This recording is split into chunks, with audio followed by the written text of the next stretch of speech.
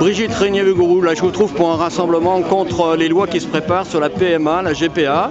Vous-même, vous êtes mère de famille de 3 enfants, vous avez pas mal de petits-enfants, donc la question de la naissance, ça vous concerne. Tout à fait. Et c'est d'ailleurs à ce titre-là que je suis là. Oui. Alors justement, qu'est-ce qui vous inquiète dans les textes qui se préparent à être votés par les parlementaires? Alors il y a deux choses qui me semblent importantes.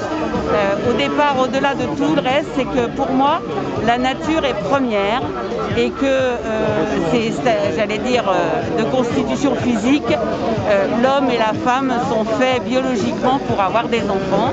Et que, alors c'est vrai que certains ont des soucis médicaux pour mener à terme une grossesse, mais le principe de base reste qu'un homme et une femme sont pourvus pour concevoir la vie.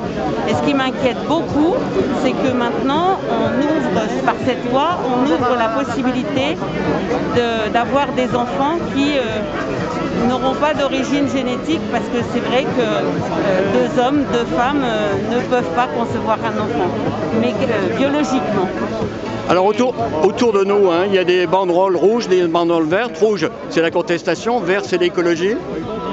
Oui, parce que pour moi l'écologie c'est ça, c'est le respect de la nature, c'est le respect de la personne telle qu'elle est conçue.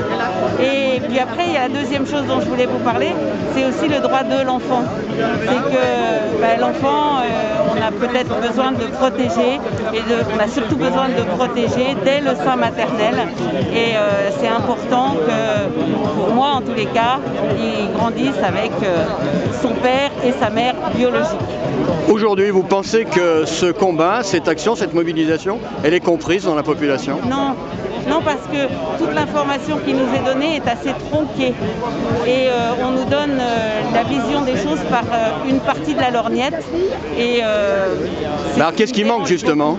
Il manque à mon avis une information qui soit juste sur les véritables enjeux de la loi.